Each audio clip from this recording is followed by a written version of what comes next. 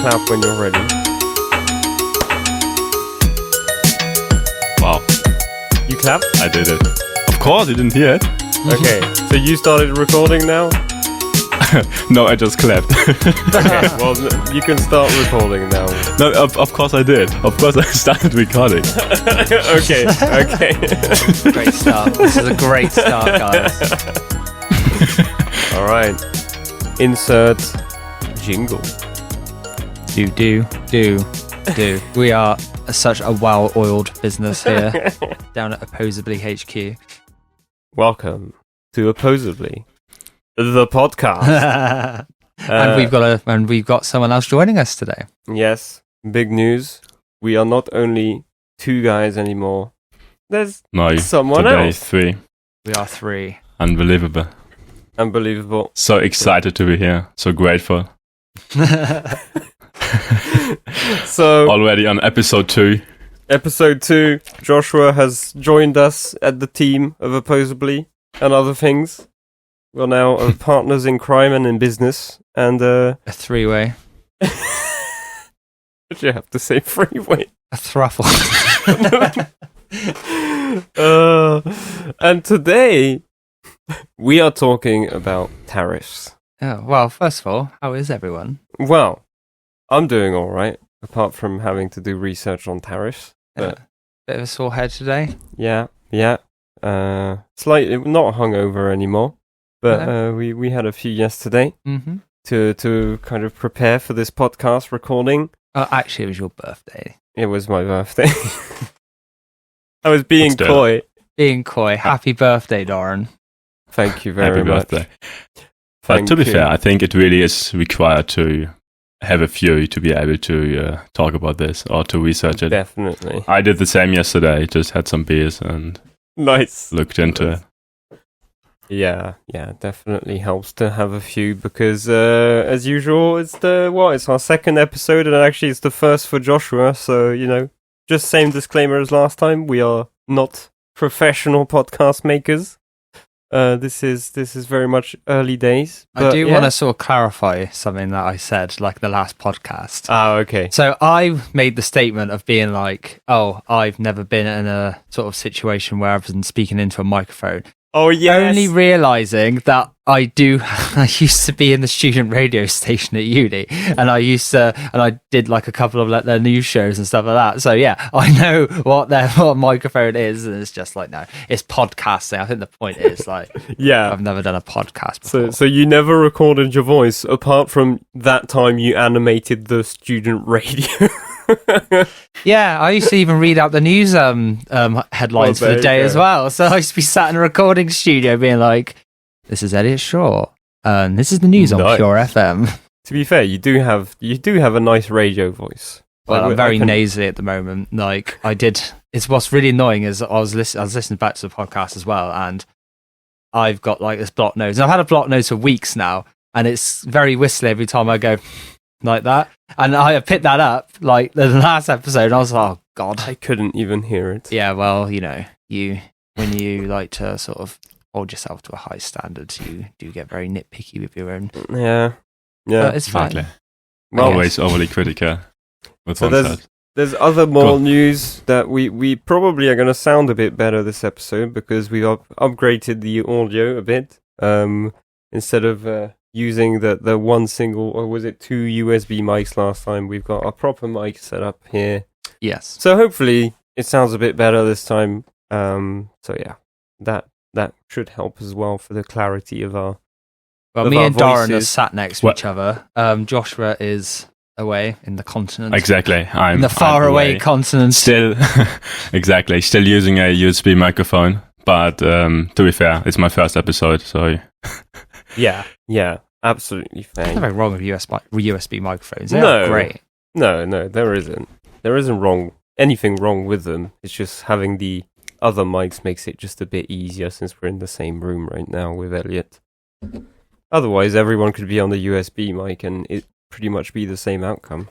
Well, if you're ever in a position where we're traveling together and we want to record a podcast, then those USB mics are pretty sick. They are pretty good for being transportable and everything. But we've the advantage of this now is we've got the nice tripods with Elliot, so we don't have to contort ourselves like crazy to speak into the mic, which should help. And we've got monitoring headphones as well. Monitoring, I should say. Sorry. Yeah, and I've even a great setup. I've even taped an anti-pop filter on Elliot's microphone. So yeah, that is miscellaneous. Sounds impressive. Sounds truly impressive. Yeah, very impressive. And you just sound great because you have a fantastic voice as well. So there you go. Exactly, must be my voice. Can't do the microphone. So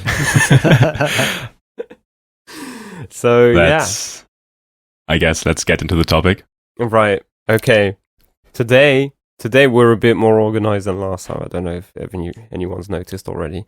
But this time we actually have a plan of what we're going to talk about, and it's tariffs. We mentioned it last episode as a kind of interesting subject, and with stuff happening recently, we just kind of thought, actually, it's very relevant, so maybe we should do the tariffs episode first, because everyone's kind of trying to get to grips with tariffs.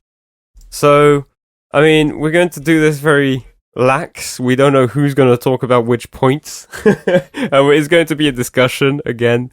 I mean, it's like we've got the bits that we want to talk about, but obviously we just do it naturally. Like, you don't have to be so rigid about it. Exactly. But I think we should start at the very least at, what is a tariff? What are tariffs? Why are people talking about it and all that? So what is a tariff? Anyone keen to cover this bit? I don't think so. All right. Okay. Well, so basically tariffs. All right. If you just break it down to a super easy point, it would be basically a tax on imported goods. So it does bring in money for the government, more or less. Yeah. So we've got some notes here. It's used throughout history by governments to help control trade and generate revenue for the government. So, I mean, tariffs, in a nutshell, have their place to start with. They're helping kind of fund the state, I guess, is what I'm getting from this. If you're trading. Yes, for sure. But on the one hand, to establish trade, to control trade, and make a quick buck of it, I guess. Exactly. Because what do governments like the most? For sure, it's money.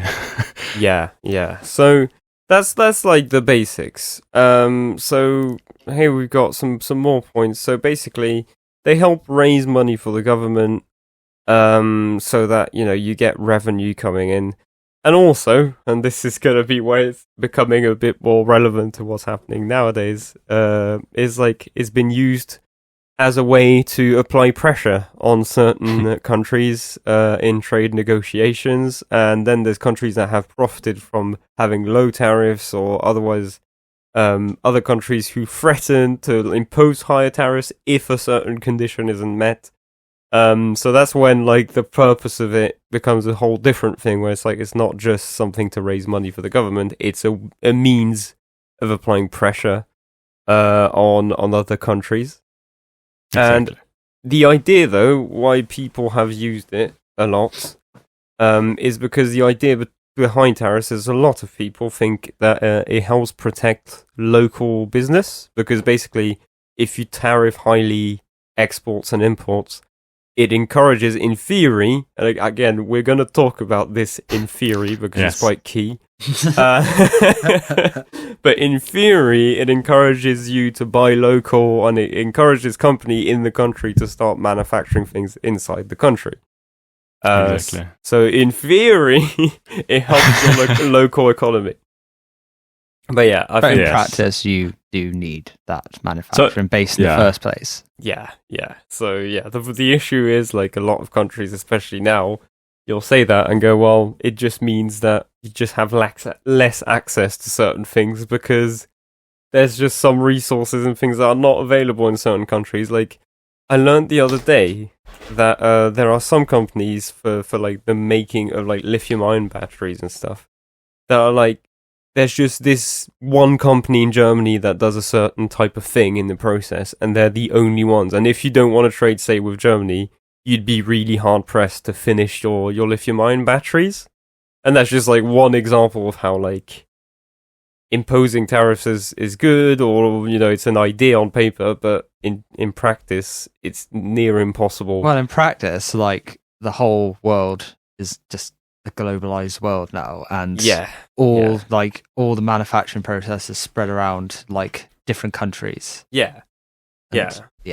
So it brings us nicely to the sort of next point of like, what are the consequences of tariffs really? Like, what we've seen now kind of on paper, like that's the idea, is that they help fund government and they help protect local business. So that's the kind of, I guess, ideal vision of what a tariff achieves, right?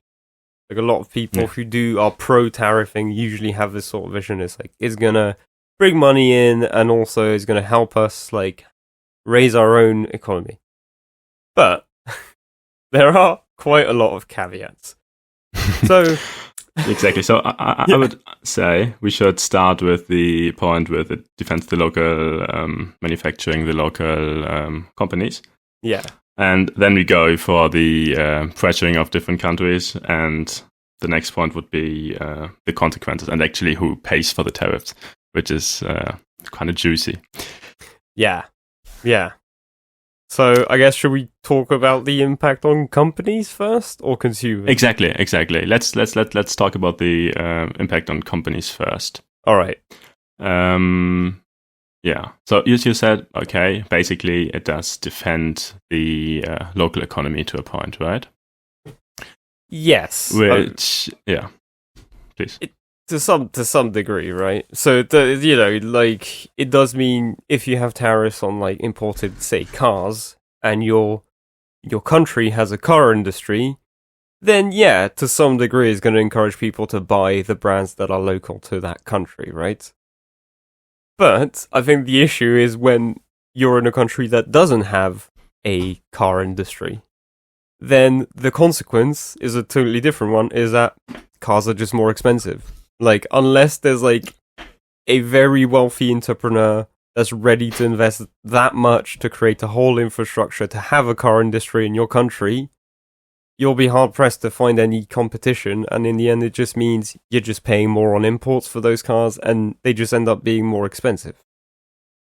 So I think that's absolutely kind of a good way to put it very shortly. It's like, on paper, great. But it does assume you already have the infrastructure to have your own business to protect. If you don't, more than likely it's just going to cause the price of everything to go up in that sector, because you'll be still missing suppliers and people will still have to import products.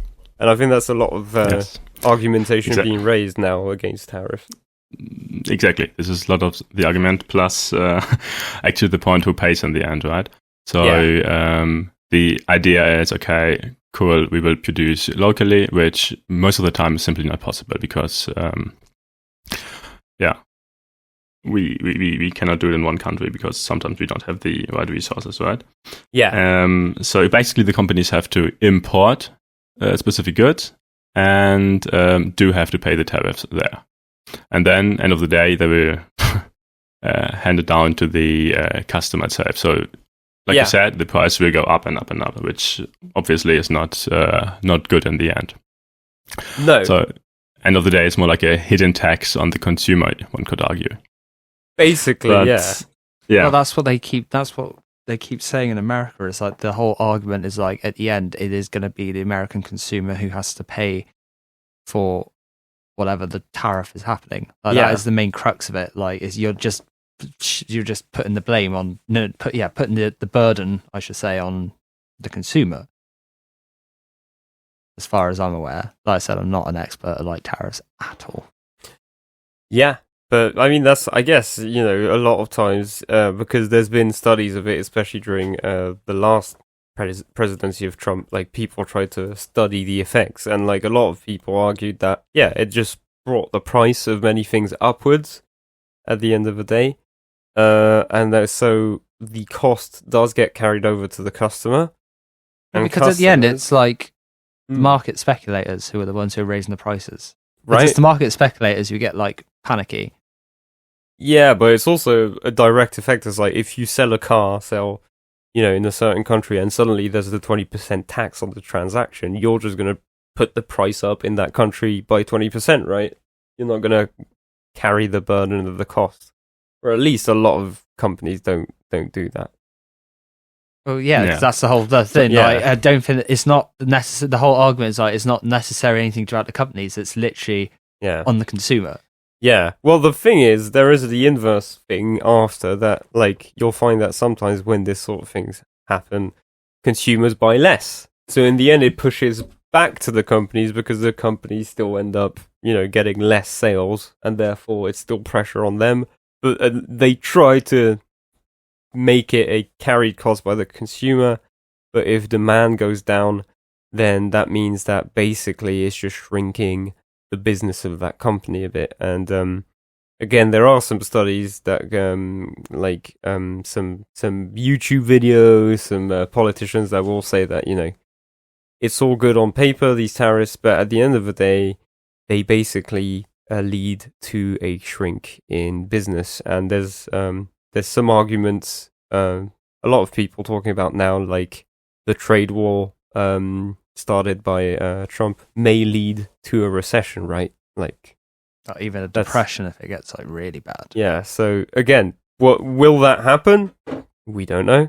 Because like I said, like these tariffs are like, it is at the end of the day, it is like the market speculators as well who are like sort of speculating on everything, and it's just kind of counterproductive, really, because it's there like the people that Trump loves the most, for example, they're the ones essentially going against him. Like, it's just very all confusing, really, in like the grand scheme of things. That's a different thing as well. It's just like the fact that these trade kind of sanctions, nearly you could call them, are being put in place, means that a lot of investors get jumpy, and also you can't forget that the S&P 500, so the top 500 companies, like it's something like 30 or 40%, I think maybe more 30 of their profits are made outside the US.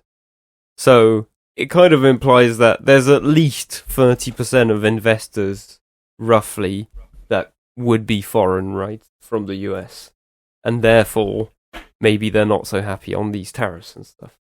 And even like American investors may get spooked. But then, like, America has got like the biggest sort of trade like across the globe in terms of American companies. Yeah. So it is also American companies who are sort of, speculating that things are going to get worse. So again, it's always counterproductive. Trump is there trying to be all this like, oh, we're going to sort of become an isolationist country, but he's going to have to make those companies isolationist companies. Like, you can't have it both ways. Like, you can't just be there like, oh, I'm going to have this Apple, for example. Like, Apple can't be there like, oh, we're going to have this massive impact on the world in terms, because they've benefited massively through like globalization. Yeah. And then what? Trump's there like, no, you got to sort of keep your business within like... it just doesn't make sense. Like, it almost doesn't make sense in so many ways. It's difficult because, if you go, say, to, I don't know, Nvidia or Apple and go, you have to let go of 20 to 30% of your earnings because they're made with, international trade, and that's now being essentially nerfed, then of course a lot of business owners will go like, oh no, we're not. Well, I know what they're trying to do. They're trying to get the chip manufacturing back in America, which is what Biden started. Like, Biden was the one who signed in that CHIPS Act. Yeah. So they want to sort of bring that manufacturing back, but then it's like, do you sell them for cheaper? Like, is it going to cost more to like actually produce them in America? Because the only reason why they were shipped off to other countries is because of like low labor. Which brings us back nicely to the impact on the consumers. Like, the reason a lot of these kind of international trade chains were put in place is because you can find certain things way cheaper in certain countries, and we have gotten used to, say, an iPhone being a specific price, right? Well, again, like, we all know what he is trying to do. Like, he wants to bully people into... Well, he clearly wants to bully people to get his own way, and then he's there like, oh yeah, well, the American products are like the best products in this world, and you got to play by our rules if you want to have access to these products. But the problem is, people like the EU as a collective are pushing back against it. Yeah, they are. I mean, again, that but it's very organic. That brings us very nicely onto the point of the second thing with tariffs is they are used to punish other countries, right? So I think we've really landed in this subject now. So I'm gonna exactly. I'm just listening here basically, and I do think that the motivation behind all of this, behind Trump's acting, is not so easy. End of the day, just to say he wants to bully other countries, I think is too one-dimensional. I think he has a bigger plan for all of this and what he's trying to achieve. Yeah, but bullying is very end much of the day, part of his overall strategy, though. For sure, it is. It is the way how he acts. It's the way how he gets things done, in quotes, right? Yeah, in quotes. Yeah, I don't. I will not judge how he's doing it, but it is a way, I guess. Yeah, but I guess we can talk later about this because I have I brought you guys a theory. Yeah, theory, a Josh theory. Let's nice. Exactly. Let's talk about this later. First, let's go to the what did you just say? The countries, the pressure on countries, basically. Yeah, because I think that will bring us on nicely to the trade wars. Or exactly what we could call a trade war happening right now, but happened already a few years ago. So, yeah. So, pressuring countries, very, very interesting, and historically not very successful. Yeah. The thing is, like, sure, if everyone plays its role and you have massive tariffs on one isolated country, then for sure it is very helpful because obviously you cannot trade, right? So you can only locally produce and, are more or less a prisoner of your own borders. Yeah. But if that is not the case and you put on tariffs to a country and, obviously your trading goes down for yourself as well. So it's not only one-sided, right? And then this other country decides to, join a different trading alliance, like, for example, BRICS. Then, not so successful. Then it doesn't achieve what you wanted, yeah. But exactly, it doesn't achieve what you wanted. But it's like and in maybe Europe. Even backlash. Oh, sorry. I was just going to say, though, but if it comes to, like, EU countries, like, you can't really put a tariff on, like, a single EU country because you're just basically putting a tariff on the whole EU, right? Because they're a trading bloc, essentially. Like, yes, I mean, the US can impose whatever they want on whoever they want because they're not part of these agreements within the EU, right? So, depends trade is something else. Yeah, but it depends on what it is, though. Like, there's definitely like products like, I don't know, bananas, for example. I don't know why I thought bananas. I think I just remember listening to a Boris Johnson thing about complaining about the size of bananas or something. But bananas, for example, like that's something which is traded and regulated by the EU. Within the EU. Yeah. Like there's an actual whole legislation around it. So yeah. You can't really, I mean, in my head, like if you were to try and put like a tariff on bananas in Croatia. Is Croatia in the EU? Yes. I'm pretty sure. Alright. So yeah, if you put like a banana tariff on like Croatia, like on Croatia, surely that is something that the whole EU will have to shoulder. Well, it would have like impacts for sure, but in principle, it wouldn't change the fact that Croatia could still trade with, say, France without any issues and under the conditions we have. Also, yes, Croatia is definitely part of EU since 2013. This is the thing though. Like, I had to check. Like, it's going to be quite difficult with the EU. That's why Trump really hates the EU, is because that is a massive... That's a massive union which is against him, because that is a collective power. Like, they might be a bit useless sometimes, but apparently they are getting better a little bit, especially with the whole Russia-Ukraine stuff. Yeah. Well, I think that's why he's been shy about, imposing insane tariffs on any country in the EU yet, because he knows that if he does, it will probably have like a lot of repercussions on the EU in general's approach towards the US, which is already kind of becoming a slightly more cold relationship than it used to. Even though we're still, allies and stuff like that, you can definitely tell in recent sort of events that the EU is slightly gearing up towards being a bit less US dependent. But I think there have been talks of still kind of tariffing the EU, and I think if that happens, you do know, as you point out rightfully, that if say the US imposes a certain tariff on a specific EU country, then the EU would probably have a more kind of cohesive reaction rather than just leaving that country by itself and going, "Oh well, you guys are screwed," sort of thing. Well, they're pushing the EU it would to have China. repercussions. That's what he's doing. He's going to inevitably push them to China, and China are going to offer them the cheaper alternative. Yeah, I mean, that's how they're a massive presence. They're a massive influence in African countries. Just some Middle Eastern places, their whole Belt and Road thing, when they're trying to build that infrastructure to many roads, and then China being the economic center, that is something that's going to happen.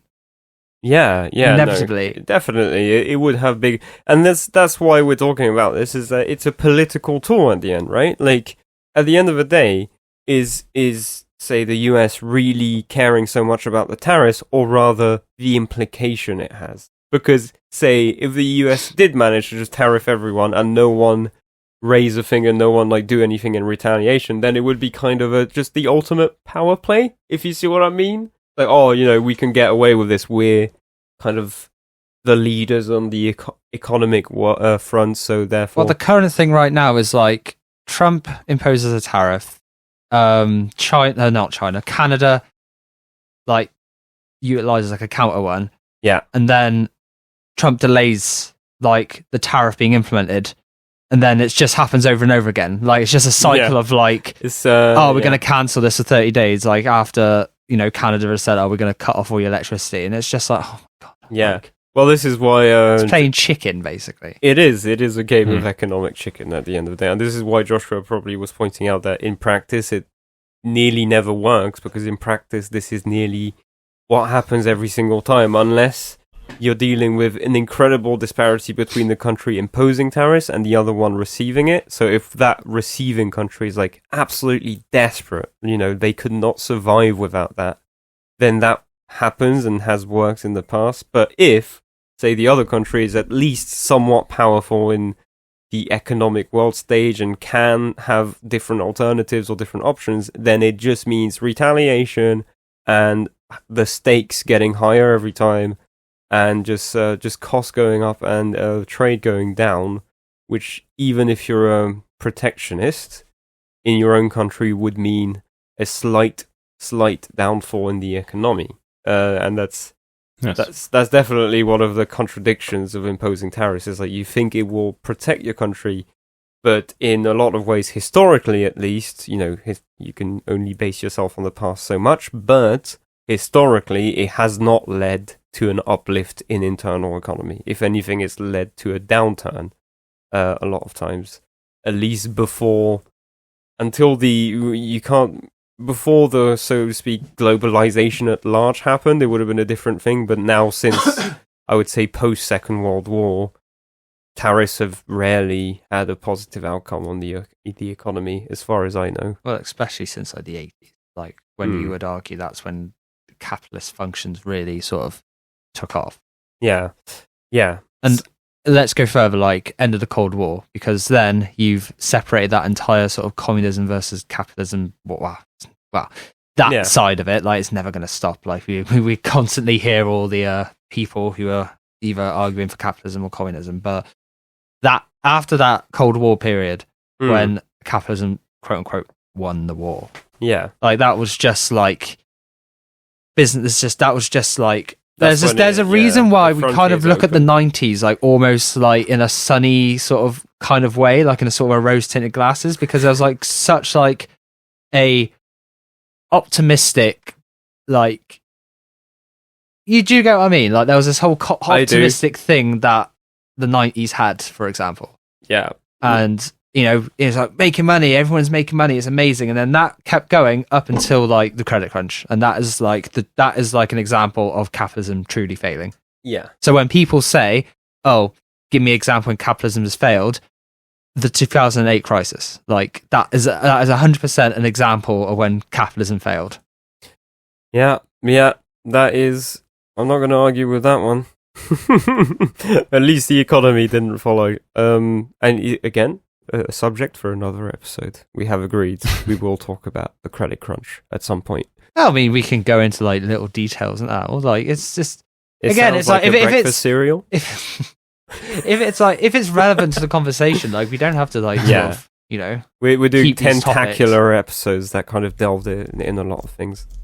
But yeah, definitely there's a point to be made that's when things, at least you could say that's the start of when our economies became more kind of intensely interlinked with other economies, which is why, when the Ukraine war broke out, a lot of people were surprised to see that their economies were suffering even though they're quite far from Ukraine. And it was like, well, no, you got to remember that so many countries are involved in the global value chain somewhere, somehow, whether it's prime materials or conversion of those prime materials, and it will have an impact on you. But even then, like, there's this whole protectionist thing that is going on right now. Like, Trump is there trying to get that rare earth deal from, like, Ukraine, like, as part of their sort of peace thing. So it's just like, so he's still relying on some manufacturing, like in his plan. So this is where the contradiction goes, is like, tariffs go towards the point of like, you should do everything in your own country, but at the same time, you still, at the end of the day, you will need primary materials. But Trump has said it himself that he thinks tariffs are great because it's literally like a leverage thing. Right, okay. Like, he just thinks that, this is how, I can leverage a country doing bidding. And like Josh rightfully said, it can't be all one-dimensional, like, in terms of like his bullying tactic, but it is a core tactic. And he does and he keeps saying over and over again, the same thing over and over again about tariffs, is like, it's like the perfect way to leverage American products. So it is somewhat symbolic, and also... So he's kind of looking at it in more of the one-dimensional way than people say about like people's criticism of him, I would argue. Yeah. Well, I don't know if everyone agrees, but I think that brings us nicely to the next section, which would be talking specifically of Trump. The reason we're doing this episode today is we haven't pointed that out, but the whole tariffs thing came up because it's been reported on so much in the news because of President Trump in the US kind of starting to impose tariffs on many countries. And I think what we want to delve in this episode as well, we've kind of started to, it's like, what is his goal? Why is this happening? Does he really believe it's going to help the US economy, or is it something he's using as a bargaining chip to put the US on the forefront of the kind of economic world stage? And I think that's something really worth talking about, because that is, in this moment, just as important as the impacts it would have, because at the end of the day, unfortunately, whether we like it or not, this person does have a lot of power on the world economy right now. So understanding what he's trying to do could make us maybe help us maybe understand the whole problem, right? So... Exactly. Yeah. Plus, it helps us to understand if we should go long or short. Right. Exactly. Which for us is like the most important question, actually. Exactly. We want to know where we're putting our money right now. Exactly. What game should we play? Well, that's you two. That's you two with your whole stock, like getting involved in stocks. Yeah, so for context, Joshua and I are a bit more into the whole investing stock market sort of side of things than Elliot, and therefore we talk about this a lot, relating to, what's a good stock to short, what's a good stock to invest in these days because of what Trump is doing. Exactly, but I think like we have different ideas about investment. because for me, Slightly. I go short so much, right? So I'm always looking for the next for the next market crash, and you're basically the opposite of me. Yeah, I'm the yin to your yang. Like, you buy when it's high, betting it will go low. I buy when it's low, hoping it will go high. They're just so funny. We both of us at some point were speculating on Nvidia, and we were speculating at the inverse pattern. Like, Josh was shorting it when it went up, and I was buying it when it went down, and we were both earning a bit of money from Nvidia for a week or two, until all these tariffs kicked in, and I just kind of spooked, and just not really. I sold most of my stake at that point. So yeah, I still have an open position, but it's not looking too good right now. No, me neither. I also do, and it's not looking good. I'm so, I guess I'm gonna have to hold on this for a while.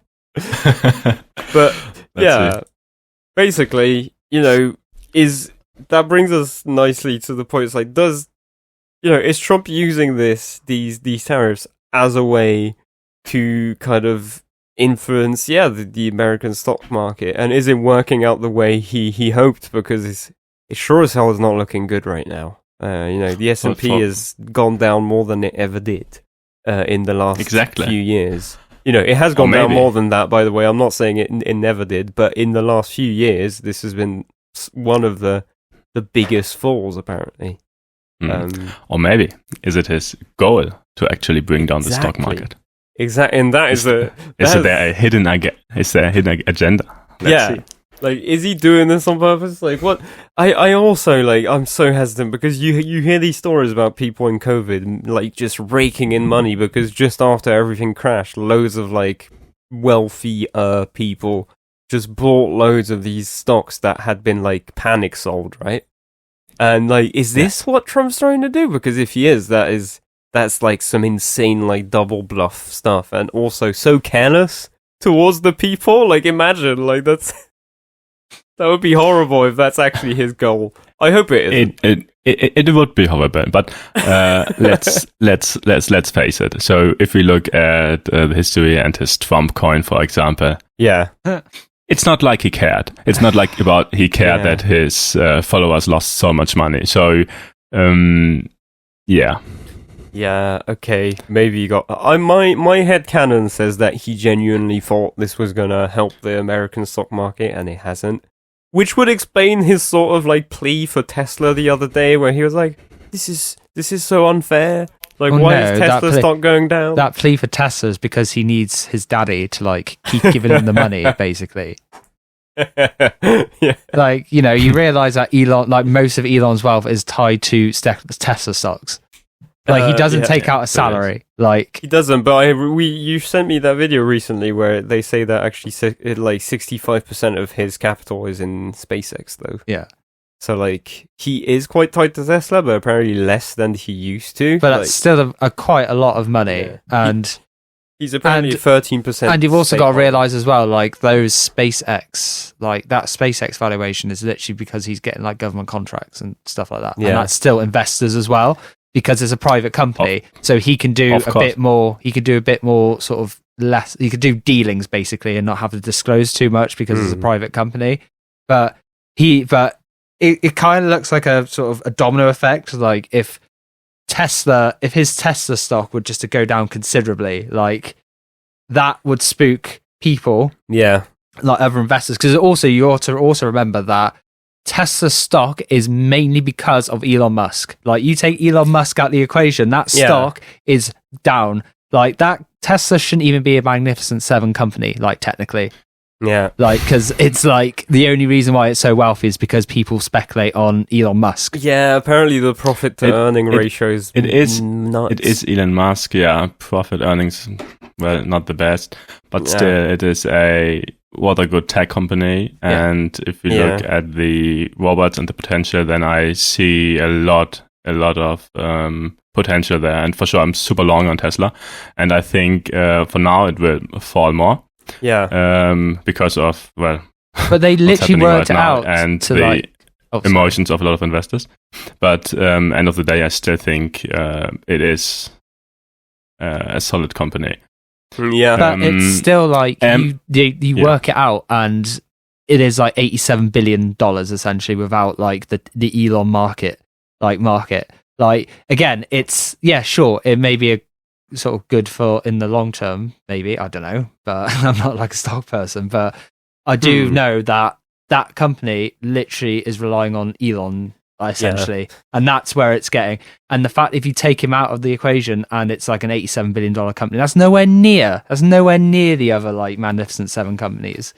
But it's there's a lot of hype. But again, going back to the whole SpaceX thing, so let's just say that the whole Tesla thing fails, then that would be meaning that investors into SpaceX will lose faith in Elon, and they'll be a bit more hesitant to do deals with him.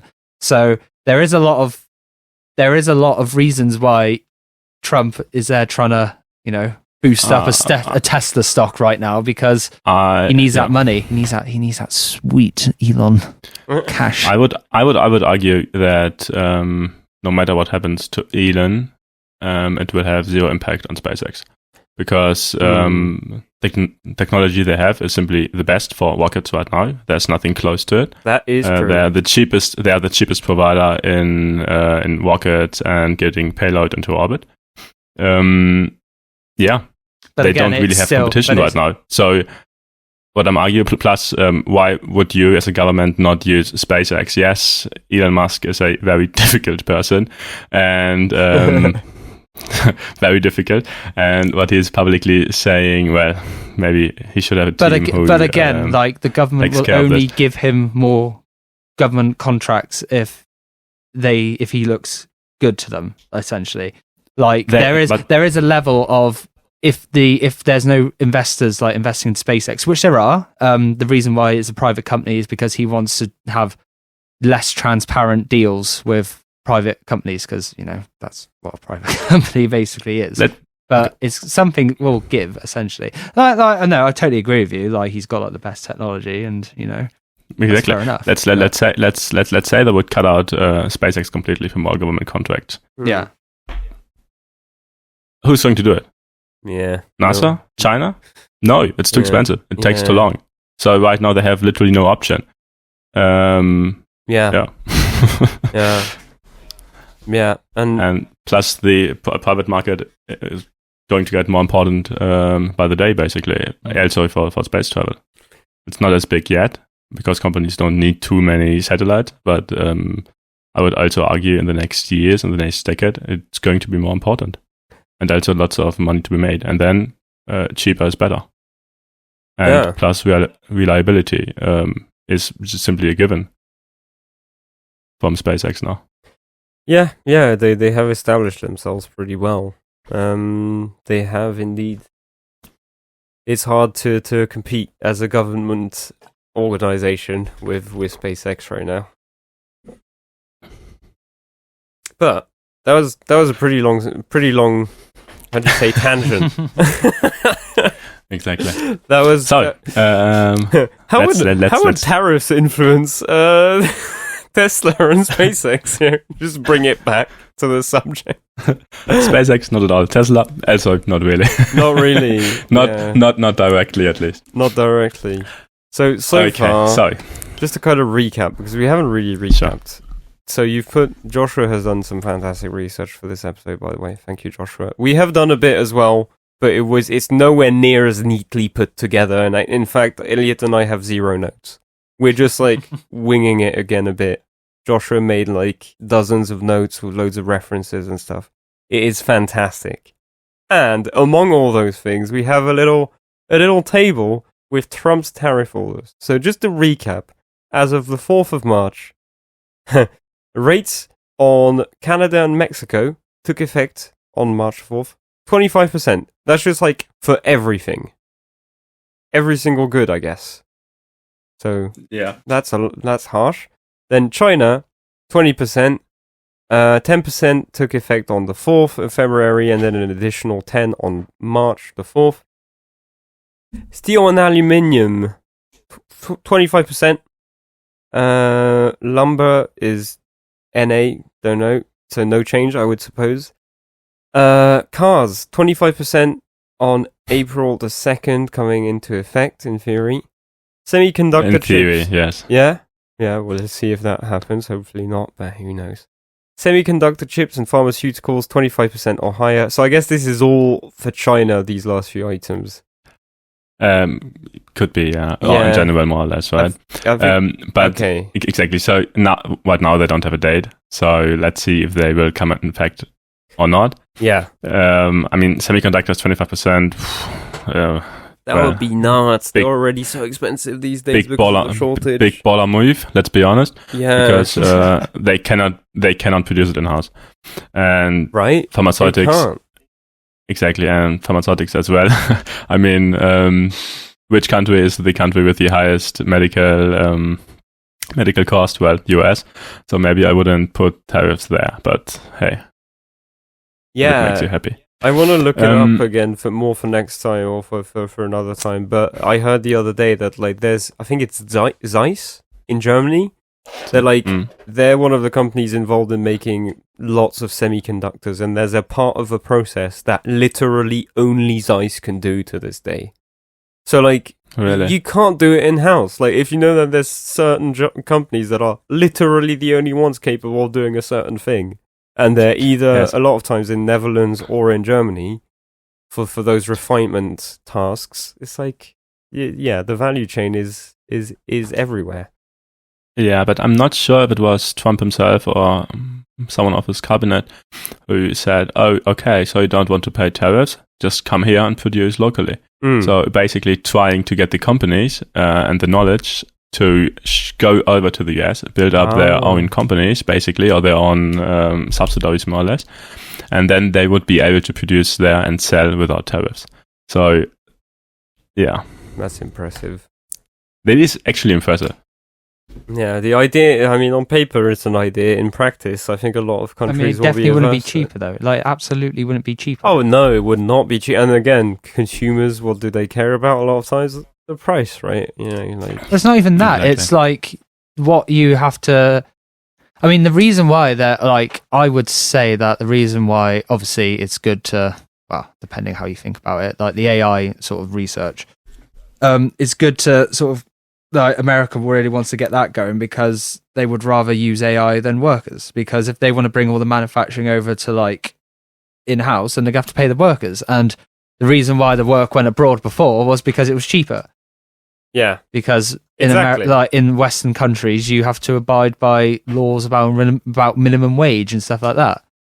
Yeah, exactly. That's the thing. It's like it is kind of forgetting the reason why these chains exist in the first place, right? Is the fact that we would have done everything in house when these technologies emerged if it was not insanely expensive, which is why a lot of it was starting to be outsourced because it was cheaper. That is exactly the reason why I'm so extremely hyped about the potential of AI and robotics, the merger of it, because it will completely shift again. Because now you can produce actually locally. Well, for sure, you still have higher energy cost and stuff like this. But from a personal perspective, it will be quite cheap again. And then it does make sense somehow, or somewhat, to actually try to get it back to your own country. Yeah, but then what else? What other people got to do then? Like, again, that's like a whole conversation. Be like, okay, so you move the manufacturing over to a country, but then what do you do for the workers? Then it's just what do you do? You have to train people to be like working in tech, but then I would say then by doing that, then the tech industry will become a working class industry because working class people will have to, be, I don't know, AI engineers or something like that. Yes, exactly. And I thought about this quite a lot actually, because it's scary, and a lot of people will lose their job eventually when this happens. But to be fair, I cannot think of any job that would be like really safe. If we are at this point that we have AI and we have robotics, right?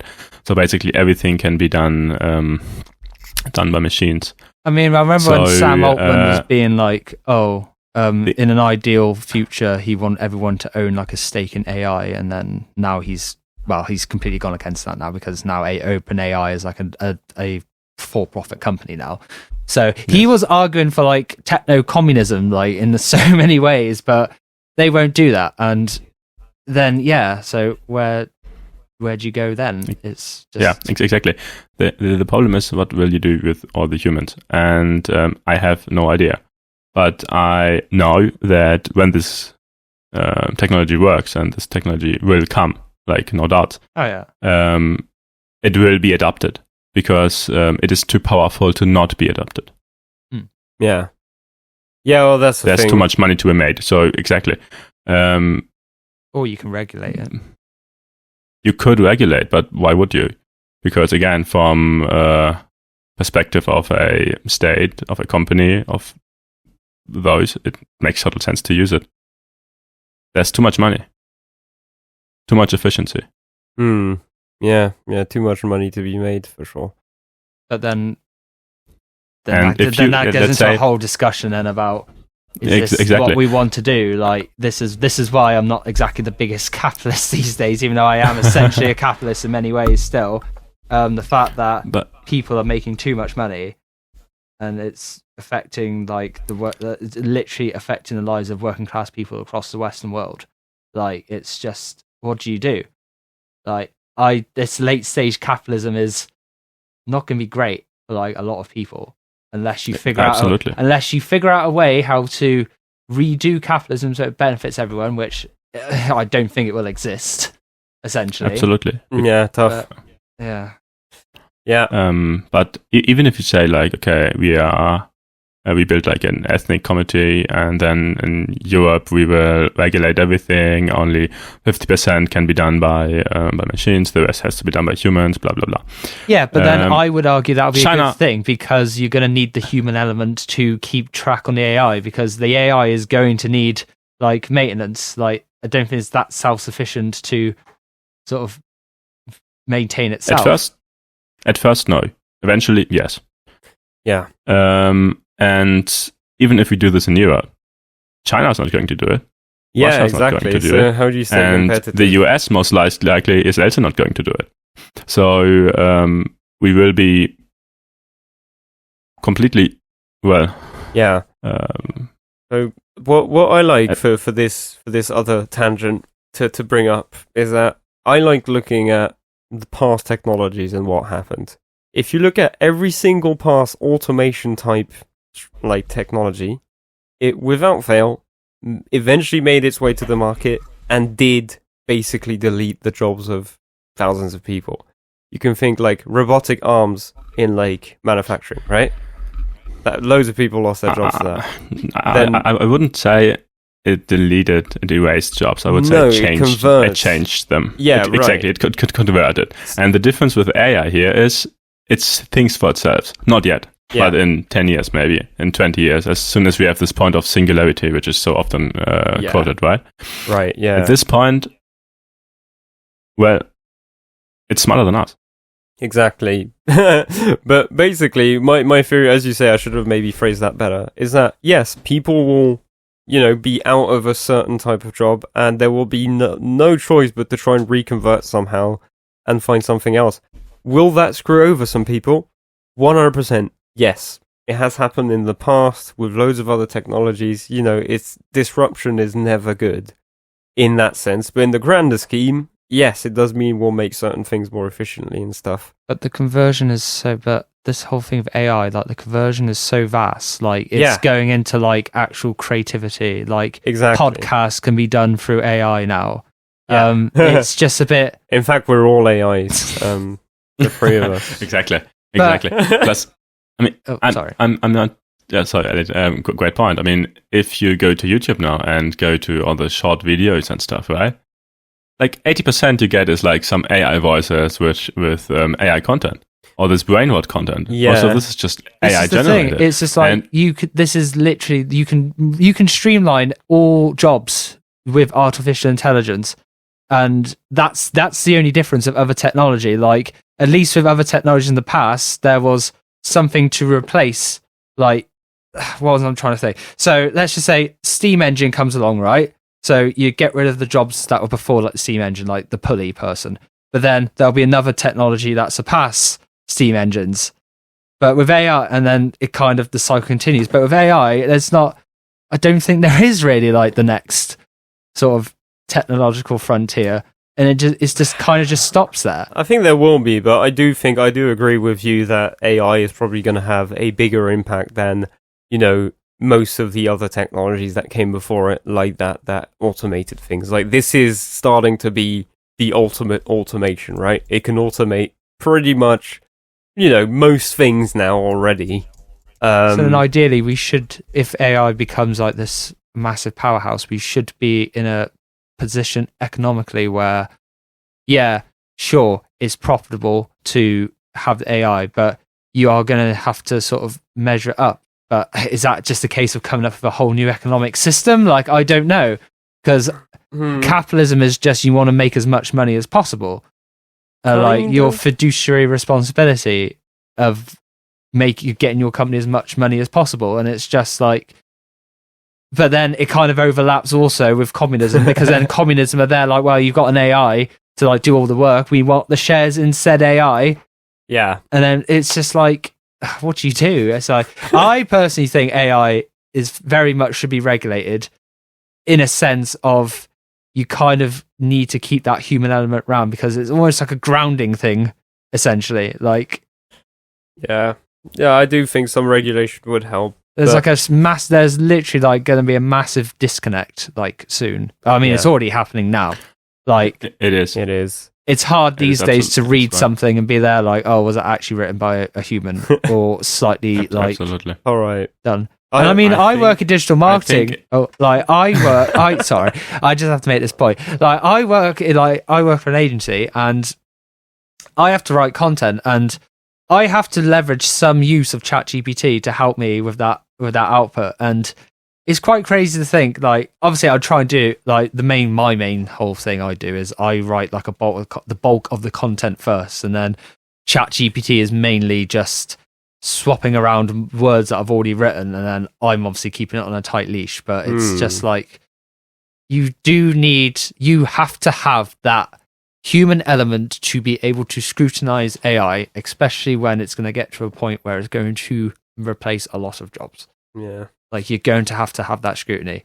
But unfortunately, I don't think where we're going now, we're not going to have that scrutiny, because people are just going to see green and just be like, well, there we go. We can maximize profits now. And then we just live in this weird place where I don't know. I hasten to think what's going to happen.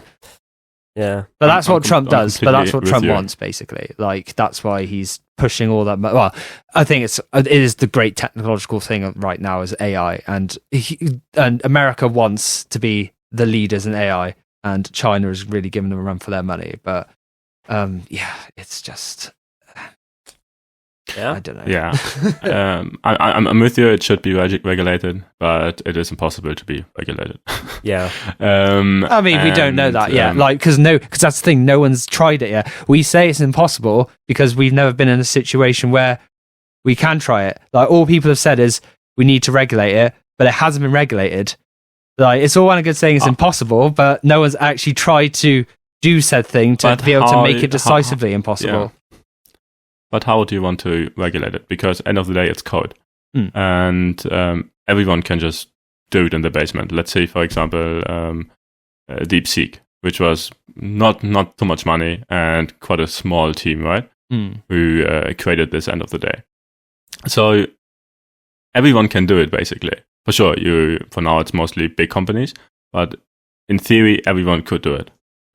And as soon as the company and the country who creates the first real AI model, which is on the same level as humans, will be the big winner. Because as soon as you have this model, it can create itself, it can iterate over itself, but obviously way faster than we can. Yeah. And at this point, it goes extremely fast, beyond exponential, beyond everything. Exactly. For example, there was just to give an example. I'm not sure which company it was. So they created a game engine for physics, basically, right? And a AI company who was building a robot dog used it. So they had this robot dog, and then they made a digital clone. And they put this digital clone into this physics engine because it was really, really good, right? Yeah. And then they gave it an AI model, and it was told them like, okay, just move yourself, right? And it did this in like a few minutes, but in this few minutes, obviously, it did like 100,000 of iterations. And after those few minutes, they could take out the code and the learnings from this this AI model, basically, put it back into the real life robot, and it could do backflips, could walk, could stand up, and could do crazy things. That's cool. That's very cool. In minutes. Yeah. In minutes. Normally, you need like forever to program this, right? Yeah. But there's going to be smarter people who can probably come up with an idea of AI regulation. But I refuse to say that it's impossible just because it hasn't even been tried to say it is going to be impossible. Because people are just there like, we clearly can't do this. It's like, but you haven't tried. And I don't know. I would rather see something be attempted first than to outright say it. Because you've got to remember, like a lot of people who tell you that it's not going to work are just bad actors that just want to, keep their money, not being regulated. Yeah. So I guess, but there again, there's smarter people out there that can probably come up with a way to regulate such things. But until that point, we don't know. Yeah, even if you regulate it, and other companies are not allowed to do this anymore or only control it, right? Governments will still do it. It has too much power. Yeah. It holds too much power, too much knowledge. Yeah, it's a difficult one. Well, then, is it like, do you have to make an AI which is a government controlled AI? Like, because the main thing right now is like private companies holding AI. And to regulate, let's just say you regulate a private company AI, you have to they have to, for example, disclose that they're using AI, for example, to register as a company within said. Like, this is me just spitballing ideas because, like I said, there's going to be smarter people who can probably come up with Sorry, I'm just going to get a bit closer. There's probably smarter people out there that can come up with some sort of idea philosophically and economically to regulate. But again, I don't know. But no, I do agree with you, Josh. I do. But like I said, I can't say that it's going to be impossible just because no one else has tried it, because people are just saying it's impossible right now just to keep people away. Like, it's almost in a scare tactic. Like, you cannot tell me that businesses have never told, like, business leaders haven't told people that something can't be done just because they don't want it to happen. Like, yeah, I mean, it can happen. I mean, I hate to be a moderator here. But, I love that you do really. I do love that we're jamming. And to be fair, one of the reasons we were so happy to bring in Joshua is because he would have a different sort of approach. And I think this goes to show that we will have different opinions on things. That is really good. But come on, let's talk about tariffs again, because I feel like that was a really long tangent now. So like half an hour. So okay, let's go back to. However, there is a segue tariffs. To be seen. There is a segue Exactly. because I think we have covered a lot about tariffs that we wanted to cover, but we want to cover the last bit, which is what do we think? Why is Trump doing this? And one of the ideas that Joshua very nicely listed altogether is Trump just trying to help his tech oligarch friends, so hence the link to AI and things like that, to get richer and more powerful through this, right? Because of tariffing, maybe somehow it's connected. Or it is a retaliation to other countries, since everyone takes advantage of the US, according to him, and the US is getting a raw deal. So now I have just fact-checked this during our episode, and I found out a few interesting things there. Or the last theory, that it would lower interest rates and refinance national debt. So we've got these three theories that Joshua has brought up for us, and I think we should have a quick discussion, because, like, why is Trump doing this? I think that's really the question on everyone's mind. Is like, I mean, the oligarch thing. Well, the oligarch thing is clear. Like, he has always sort of shown that he fundamentally believes that the people that are most qualified are the ones who have made the most money off of it. So, and that's just like an oligarchy essentially. And also being rich as well, having all the billions in the world is like, gonna help. So you would say for you the most likely explanation is this one, is that he is doing this because it then tariffs competition. I mean, it could almost be like all three of them, like in many different ways. Like, all those reasons are very much, viable reasons. So I think he believes in reason number 2, which is the one that, the US is getting a raw deal. However, factually, I did want to check, is this true? Turns out, not at all. I found a I found a BBC article, which I think the BBC usually does fairly reliable. Well, unless you're a Tory and then you say you have a liberal bias. Yes. But then again, if you're like a lefty, you say that the BBC are beholden to conservatives. So I really don't get the BBC, like where people stand on the BBC. Yeah. Well, let's just kind of take the sort of easy takeaway from this article I found is that, if anything, you can argue whatever you want, but factually, in terms of numbers, on average, the average tariff on imports and exports from the USA is lower than average. So most countries pay more tariffs than the USA on anything, as are things now. So actually, the USA is rather getting one of the best deals in the world when it comes to tariffs, because they pay lower than average tariffs on most things. Like, so again, I don't think it's massively controversial in that way from the BBC to just kind of present the facts, and this is what I do believe the BBC, but I just want to make that point that people are gonna, if you say that, people are gonna make that argument with the BBC, because I don't think people can actually understand what bias the BBC holds at this point. Everything's inherently biased. Oh yeah, of course. But I'm biased. I try my best to be as sort of open-minded with discussions, but I'm driven by my own biases. Yeah, but everything has a bias to it. Yeah, definitely. But basically, the long and short of it is that essentially the US is not the highest tariffed country at all. If anything, it's one of the lowest tariff countries in the world, and there's multiple sources corroborating that. Not just the BBC, Reuters and things like that have confirmed it as well. So that theory, whilst I think Trump believes this somehow, maybe he's considering other things, like maybe not just the value of the tariff. Maybe he thinks about other things that are on the table. But factually, that bit, I think maybe he believes in it, but factually it's not true. Like, the US is actually getting a pretty good deal already as it is. Exactly. I was also looking into the numbers and found the same. I think we can take that one out as it's not... Exactly. Yeah. So, do I think Trump really believes it? No. Oh, so you think he doesn't even believe it? I would argue he is too calculated, too smart for this in his own way. So he's saying it. So he's saying it. Yeah. He's using the narrative because it helps him with achieving what he's really trying to do. But I mean, it's the whole business. It's like the whole businessman ploy that he does. Like, that's how he sold his presidency, of being like, I'm the best businessman.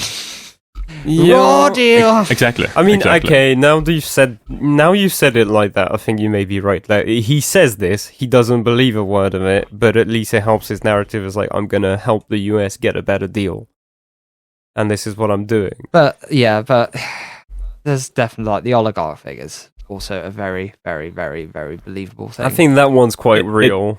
I mean, that is real. That does feel, and obviously, like I said, the truth could literally be in the middle for those reasons. Like, they're all very probably is debunk the fact that we just debunked that whole thing about them not getting a raw deal. But look, I mean, I've got a conspiracy theory that I'm obviously sitting on. Of course, you know, I'm going to save that soon. But it basically just involves. I still want to be. I still want to be able to travel to the US. So.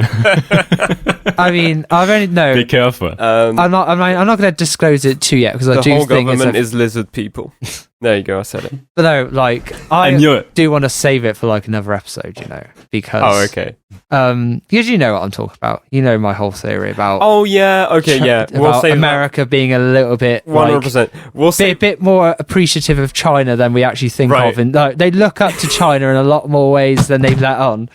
Like, sorry, I dropped my phone.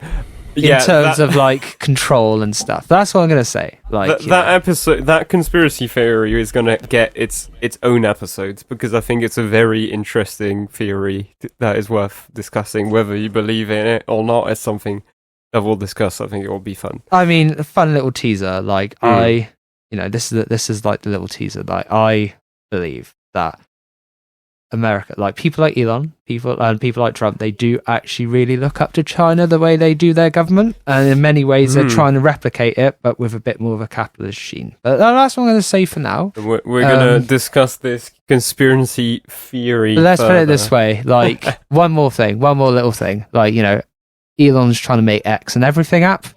What's an Everything app in China? WeChat. Just saying.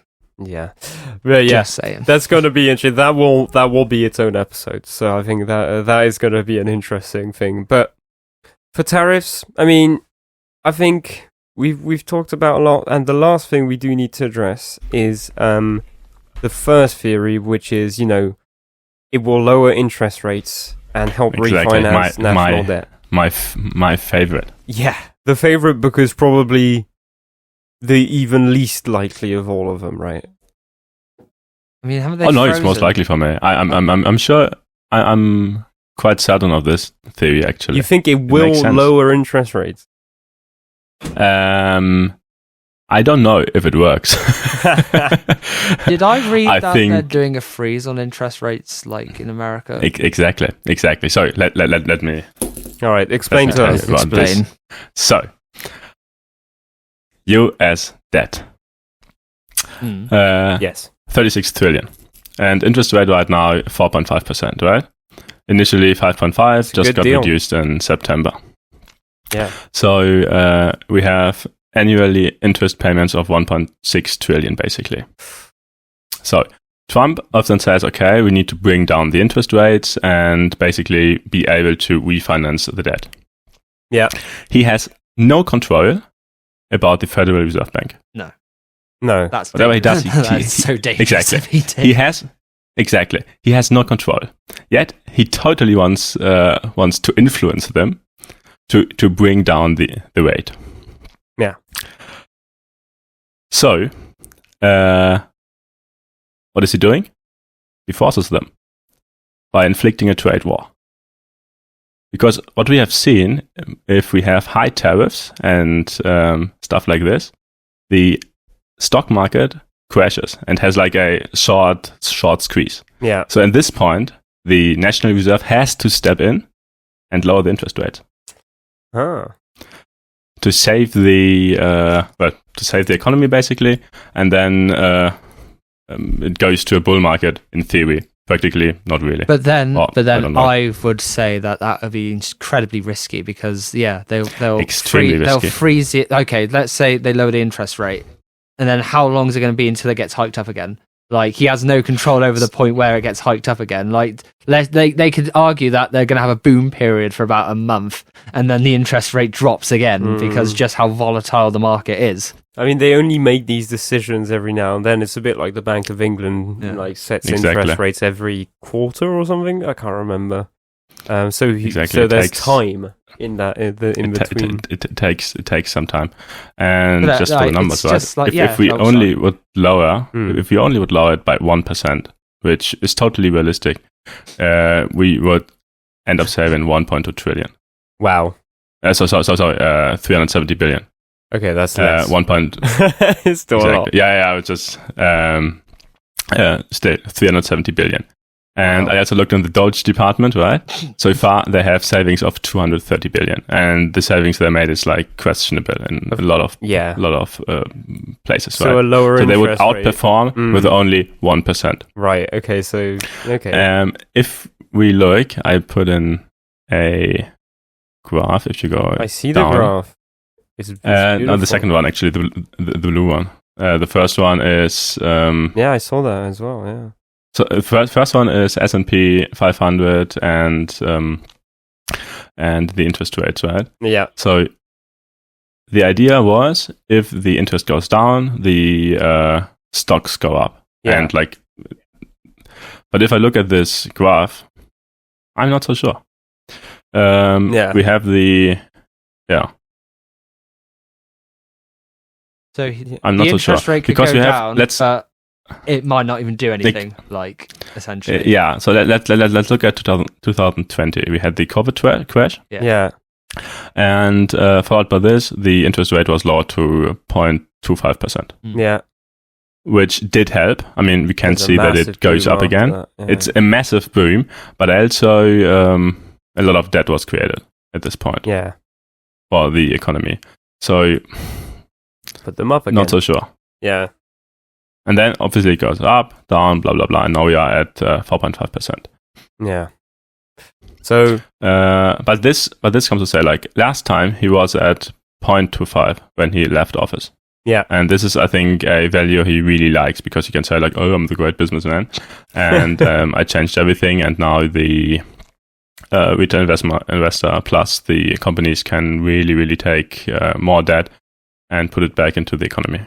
Yeah. And growth will follow. Yeah. So I would argue he wants this. He wants back to his baseline.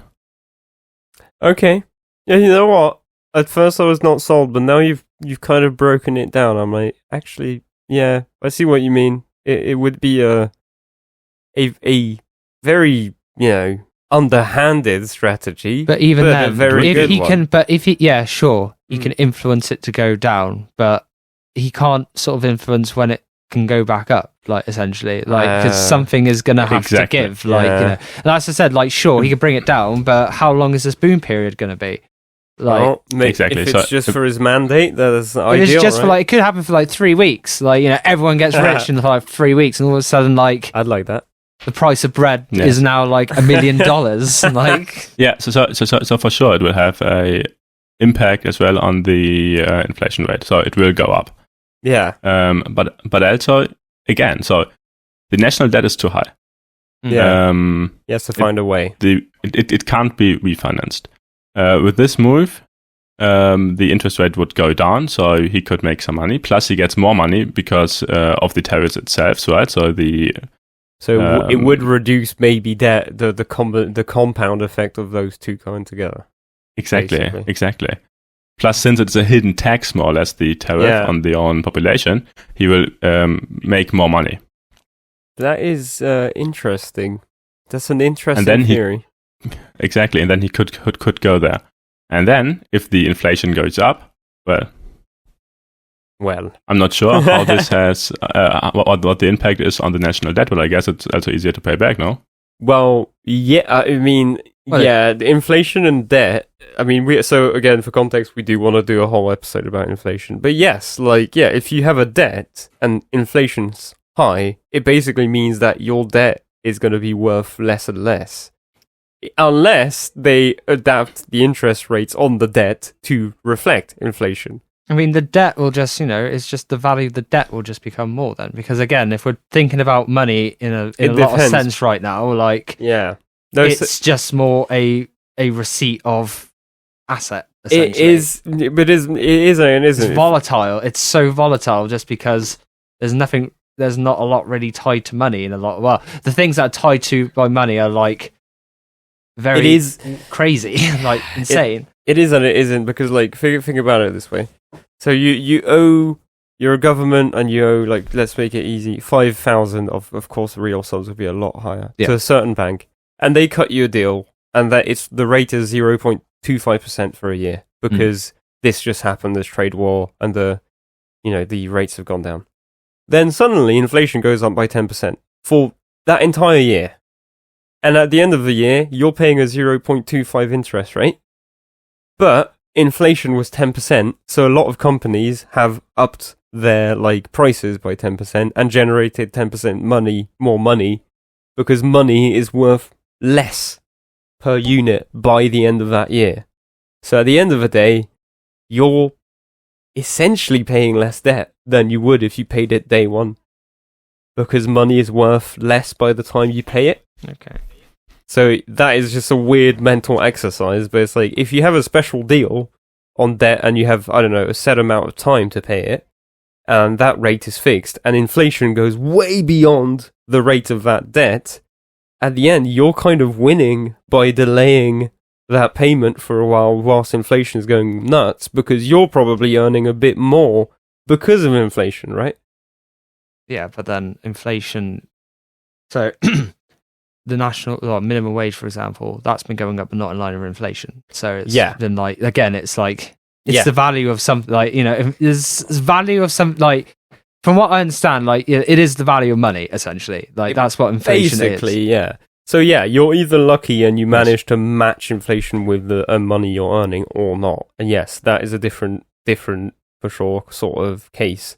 Because then, sure, America's paying, the government is paying less money on the debt or whatever, but the common man and woman are going to be shouldering the debt. So more. They're going to be paying the price. My next point exactly is this whole theory is quite interesting, because it would kind of mean that the debt gets lowered, but at the same time, normal people are just completely screwed over, because. Yes. Yeah, and I'm just Absolutely. Actually, that does check out. It does check out, because it's kind of what's happening already, right? People are already paying higher prices everywhere for things. And is the US kind of filling in? And they're paying more taxes. Yeah. Because people, because there's just funny laws to stop, more wealthy people paying taxes. Well, paying less, paying a lot less into adjacent to what, they should be, but that's a whole nother topic as well. There's multiple cans of worms right now. So many cans of worms. It's going to be better when we have done at least, a couple dozen episodes, because we'll be finally able to tell, we've covered this all bit. We've covered this a bit. Now we're just running into so many things. It's we need to talk about this more. Again, inflation needs its own episode for sure. Inflation is just a very interesting topic. But yeah, this all checks out. But to be honest, I think he wouldn't be too scared about the whole inflation part. Me neither. On one hand, because it is not completely clear, the causality between inflation and the interest rate. Yes, it goes up, but how far, no one knows. Plus, I would argue, if someone is willing to actively crash the market, just to lower the interest rate in total, so the Federal Reserve has to step in. If you do something as drastic as this, you're not concerned with inflation at this moment. Yeah. Plus, right now it's, I think, at 2.something%, right? Almost at 3%. Yeah, it is. It went down because, the thing is, right? So he always says, under him was lowest percentage of inflation, and then Biden had the highest inflation ever, which is true. Yeah. If you would look at the graph. I'm on the graph. But but the thing is, it went down extremely, but this was COVID, so a lot of money was paid to keep the to do that economy going, and then obviously Biden did the same because need to rebuild and get it going again, so which automatically pushed up the inflation. And then I guess it did quite a good job actually to bring it down again and to make it stable-ish on a level that was pre-COVID. I mean, a bit inflated, I would argue, but still, I mean, still not bad considering what happened. Still not bad, exactly. Still not bad considering that we went up to 8 point. Yeah, it was so much worse here. Exactly. I remember during COVID looking at interest rates in the US and being like, lucky them. It's actually not that bad. Whereas we were just getting absolutely screwed over. Yeah. Exactly. And the interest rate, let's see, went up to 5%, which was still okay in comparison to Europe. Yeah, again, we stood to this date have much higher interest rate on debt. Like, I was looking at mortgage calculators the other day. It's much higher than that. That's all I'll say. Yeah. Also, you got to remember though, America during that period as well. That was when all the tech. That's when the Magnificent Seven came in, because all the money, the tech was going. Yeah, they made a lot of money, like in the tech industry, like Zoom. Absolutely. Yeah, so they came Microsoft. out. Absolutely. So they came out all right. So they came out okay. Like, economically made a win. Is Zoom American as well? Yeah, I'm pretty sure it is. Yeah, well, it should be. Then that's a massive win. And yeah, I also posted like a tweet, right, in the beginning of my note. Yeah. Also saying Trump basically cutting the rate. I mean, Elliot, if you want, you can read it. I think your Trump voice is quite impressive. Where is the quote? So yeah, Zoom is an American company. Oh, it is, okay. Headquartered in San Jose. I'm looking above all the graphs. So I don't know. Oh yeah, you mean his tweet? Or no, sorry. Sorry, I didn't mean. No, of course not a tweet. No, not a tweet. It's not even an X. It's Truth Social. All right, so this is his social media platform. So this is from the 19th of March. Well, this is like 5 days. 5 days ago. I still think it's quite funny that he has his own social media. Does anyone ever use it? I don't use his absolute like bull cuppers, like his real loyal loyalists. Yeah, Modi in India follows him on True Social apparently now. So Okay, cool. All right. So are you up but for then it? I would definitely say the reason why he probably still uses True Social is because he made such a big deal. He can control it. Yeah, he made such a big deal making like a competitor to then Twitter. Yeah. I think his ego is a bit too much just to completely get rid of this this social media platform, which is just his, basically. It's a great way to have an organized echo chamber. Like, that's what it is. Absolutely. Sure. Anyway, 100%. Do you want to read this quote or not? Well, me? Yeah. If you talk about ego, then he is like the alpha. I don't think the ego alpha. Yeah, I don't think I'll be able to do my impression for too long. Max out every scale. No, I can't do it. He can't do. The Fed will be so much better cutting rates at U.S. tariffs, starting transition ease their way into the economy. Do the right thing.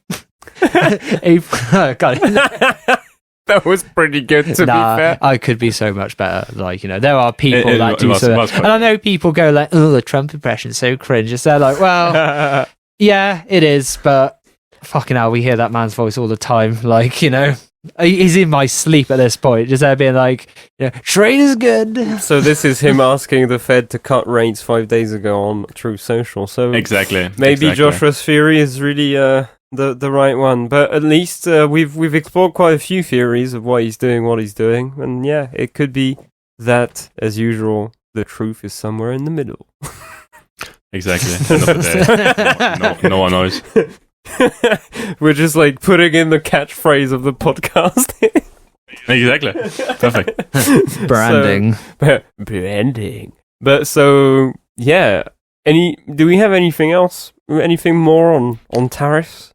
I mean, just have a chat about general things. We've been jamming for a good while now. It's an hour and 27 minutes so far on this episode. So yeah, we can just like general chit chat to kind of close the episode. One day, as I said, it would be good to have listener sort of input, comments, people telling us we did something wrong, and us kind of reading into it. I mean, sure, someone's going to be able to say, have something to say about it. Like, yes, but yeah, good chat. It would be even better to have like some good guests who actually know what they're talking about. Of course, yeah. I mean, this is the first episode I'm in, right? And I already noticed. We need guests. Yeah, well, knowledgeable guests. It would be, yes, eventually it is going to be great to have some like people. But then again, you still need to have like, at the end of the day, it's going to be people who are not experts who are the ones who are going to be responsible for voting people in and stuff. So it's just like, it's good to have an understanding. Like, you don't have to be an expert. You just have to sort of, try and discern the truth. Like, this is why I'm not really sort of that much of an ideologue. Like, and I wouldn't try and sort of label myself, not because I'm a centrist. And like right now, I just want truths. Like, I just want to look at something and just be there like, this is the truth. You want truth. Welcome to the internet. And the truth is that we are in quite a messy situation in terms of wealth inequality. The buzzword. Wealth inequality has been said. Beep. Wealth inequality. There it comes. Absolutely. But yeah, it's just stuff like that. But it's just like, at least we can be informed. Like, no, 100%. Yeah. I think Joshua just means, it would be good at some point to have some guests who are maybe like we're well adjusted men. I think we can form like a level opinion. 100%. 100%. But yeah, it's good to have other inputs. Oh yeah. But yeah, it's good to have other inputs as well. It would be cool to have some sort of interview episodes every now and then. Well, the same thing, but just talking with someone else in that field. And then arguing. And then going on tangents for like half an hour at a time. I mean, tangents are great. I don't know what you're talking about. I think it's... But what's your issue with tangents, man? I don't have anything against tangents. It's fine. Yeah, it's fine. I like tangents are great. Yeah. I like tangents. You Europeans and your rigid, like, stick to the itinerary. What are you implying, my man? You continental sorts. Wow. Wow. So we've been called continental sorts. Yeah. So I think in the future, when we actually have some listeners, right? We should and made like a voting system. Oh, for the next episode. Which theory you like the most, right? Oh, yeah. And then in inverted perspective, we can see like, who was right, and then we give like a cookie to the one who's right. I mean, YouTube that's actually polls. cool. I mean, that's a YouTube poll you can put on. Like, we can put a poll on there, but yeah, like. Oh, perfect. There's no day like today. Exactly, and then we can see like after what happened, like poly market basically, but without losing money. That is kind of cool. Yeah, I like that idea. That's quite cool. Yeah, it's pretty cool. Could be nice. All right, that is a good theory. Okay. Anything else on Tariffs or any other Do you have things any to bring up? Do you have any thoughts you want to bring up, Doran? Thoughts? I don't know. I feel like you've been a moderator like today. A bit. Not too much. It's a loose ship. Nah, we don't need no moderators. No, we don't. But I think my overall... You have steered the ship though in this podcast. Like, just a bit. Like that's a compliment. Like you have like kept us like on the straight and narrow. No, it's great, and it was nothing I'd rather do on my birthday than make a podcast with some good friends. So my take. Don't like tariffs. That's so that's so lovely. That's so lovely. So beautiful. Reporting this episode with you was my present for you today. Nice. Hey, it was good. I appreciate. Honestly, the research was so good. Like, my time is your present. I'll try and do a bit more for the next one, but honestly, Joshua's research is just so nicely put together. We have leaned on it. So kudos to Joshua on this one. But what's our next episode gonna be? What's our next? Yeah, that's a good thing to bring up. What's our next episode? Well, we've got one idea, which would be inflation. Or we do something positive. Or do something positive. Uplifting. Uplifting. I can find uplifting. We could talk about. Humankind or like things related to it. The book, Oh, maybe. but then Joshua would have to read it. Josh would need to read it. Yeah. No, okay. Any other ideas? I mean, we can just have a general sort of, chat about, talk about humans, philosophy in a philosophical state. Maybe we could, yeah. It's slightly more, yeah, it's true. A slightly more positive episode could be nice for a change. We can do inflation later. So maybe I should plug my book here, right? My philosophy book, what I'm writing right now. Yeah, I don't think I said this to Elliot. Yeah, so Joshua is writing. Yes. I will. I will send it to you guys once. I will send it to you guys once I'm done, and then you can correct it. All right, that sounds awesome. And take it apart. Is this like If you've seen Severance, haven't you, Joshua? Like Rickon, like, you know, here's my book. Oh, no, it's not. I get the reference. I don't know if Joshua does. No, it's not that sort of book, but it's like 50 questions. Oh, no, it's less now. Oh, it's less. It's a number of questions and their answers. A plurality and they're all of like, questions. They're all like metaphysical, sort of like philosophical questions about yourself. Exactly. So I have like 35 questions, more or less, right? Yeah. Starting from self-development to philosophy and stuff like this, right? Yeah. And what I'm trying is I don't want to give the answer of those questions, and so I just want to give like my viewpoint, just basically lead the reader through those questions, through different ideas, and make him think for himself. Yeah.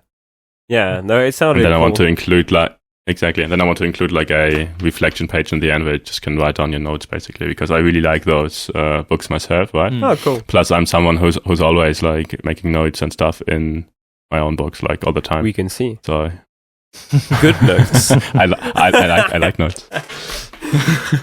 Yeah. So yeah, I will send it to you guys once I'm done, but nice. I think it will take a few more months, cool. I guess. And we can talk about mankind, or like maybe something related to it, which was like we could discuss positive. It. Like, we could discuss it over the coming weeks. What about talking about the real life world? Lord of the Flies would be awesome. Like something like that, something really positive, or like anything. If there's any other current subjects or a bit more upbeat, we can do that for the next episode before we get back into slightly more intense and maybe somewhat depressing things. Exactly. Maybe. Yeah. Yeah. Like I said, we'll converse. Converse? Is that the We'll confer. Confer, that's the word. Yeah. Converse. But we will we will converse, oh, yeah. okay. I was like, convert? No. I mean, we went out, didn't go out like several drinks. It was, not bad for a next day after a little party. A little party, yeah. All right. Well, that's amazing. Gonna call it the end of this episode, right? All good? All in favor? Yeah, why not? All good. All right. That's the end of the episode. Stop recording.